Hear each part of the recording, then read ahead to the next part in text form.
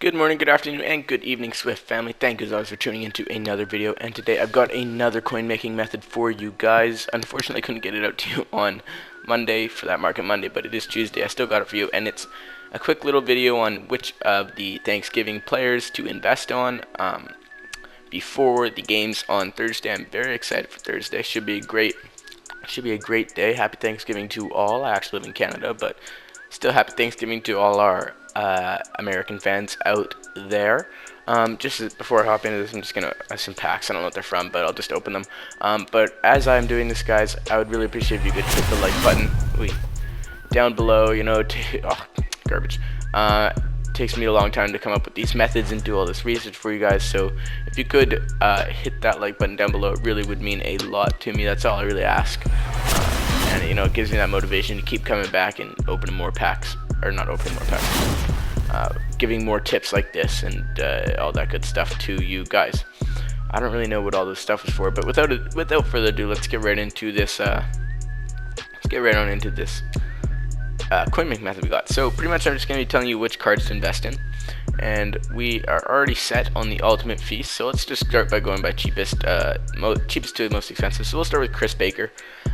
Chris Baker, it is 1 sack on Thanksgiving Day, and he will turn from a 90 to a 91. I don't see this card's price going up too much.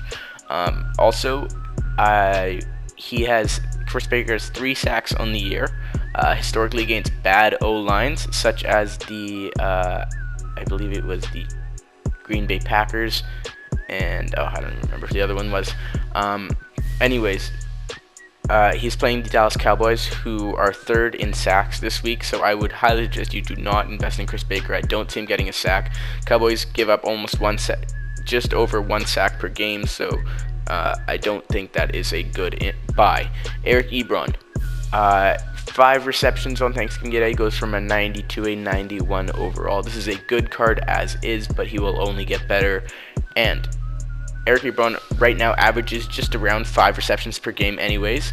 The Vikings are the 11th worst defense against tight ends, and Eric Ebron had 7 receptions against the Vikings last time he played them, so I would highly suggest you do invest in this card. This price will likely go up, and even if he doesn't, he's just going to get better, because odds of him not getting 5 receptions are probably slimmer than the odds of him getting 5 receptions. So I think that is definitely a card that will boost up to a 90 overall. Now, moving on, let's go to T.Y. Hilton.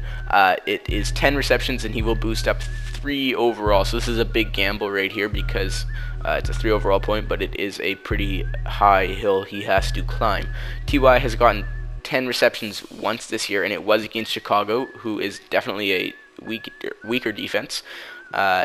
He is playing Pittsburgh, who has the 3rd best defense against wide receivers. So I don't know if I would invest in this guy. It's definitely a gamble, because he is going up 3 overall points. So if he does get these 10 receptions, odds are you're going to make a lot of bank, but I don't know if I would invest in him. It's definitely a risk that you're going to want to have to think about.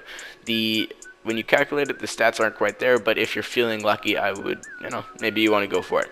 Now, moving on, who do we have next? Travis Frederick.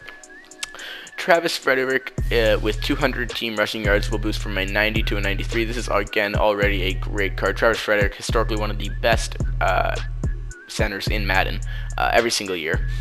Not much has changed this year, as you can see.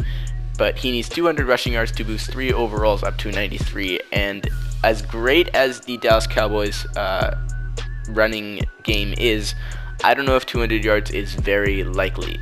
Even though Dak Prescott does run along with the monster Zeke, they only average just about 160 yards per game, and Washington averages about 110 yards per game given up.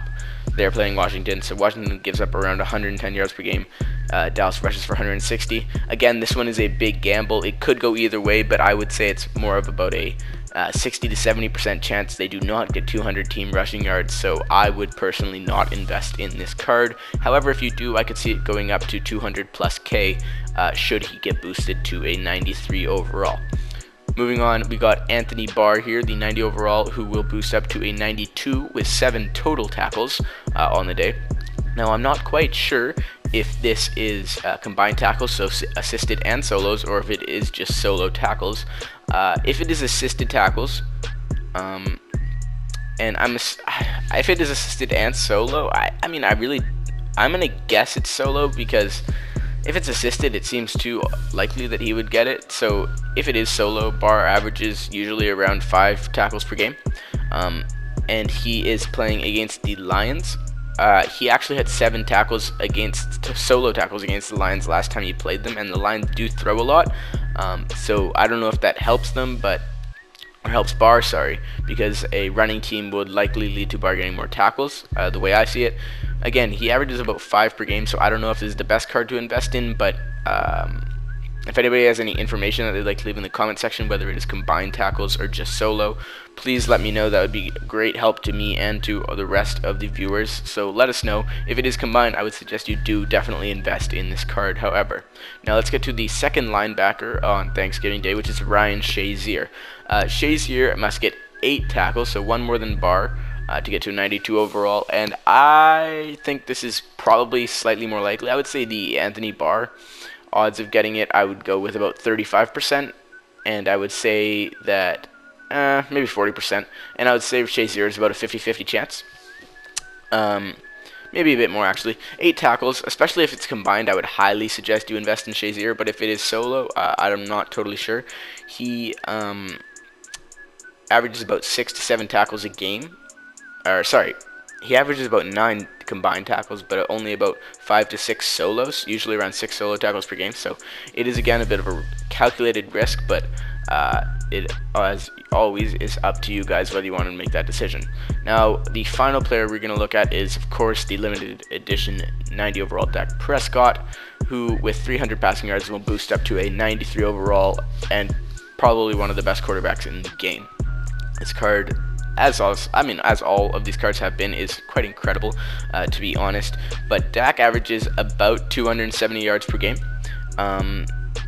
He is at home against Washington, and he historically, well, not a very long career to look at, but he, in his rookie season, has played slightly better at home. He has also thrown for 300 yards in back-to-back games, so that offense is on a bit of a hot streak, even against the vaunted Baltimore Ravens secondary and defense.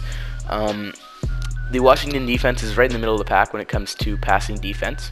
So I think this is definitely one you want to invest in, especially because odds are his price is not going to go down too much if he does stay at a 90 overall, so you will not be losing that many coins. But if he does boost up those 3 overall points, you are likely going to be making absolute bank. But yeah, that is the last card for you guys. I hope you did enjoy. My battery is dying, and so I'll end this video off. I hope you did enjoy. If you found this useful at all, make sure to drop a like down below, and if you like these coin making methods, make sure to hit that subscribe button.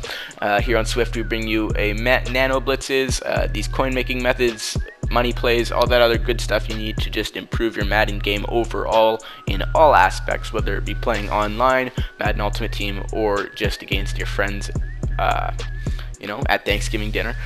So make sure to do that for us. We really, really appreciate it. We can't express our gratitude enough to you guys. I mean, it really means the world. But yeah, that's it. So just to go over the theory behind it all really quickly, I don't even know if I mentioned this, but I'm sorry if I did. Anyways, it's pretty much that if these guys' overalls are going to go up, their prices will go up. But if they stay the same, odds are their prices will go down because they don't have the potential. So I was just kind of telling you guys which ones are most likely to obtain their goals in order for their overalls to boost and their prices to go up. So yeah, that's it for me, guys. Hope you did enjoy, and until next time, please do be sure to stay swift and have a happy Thanksgiving.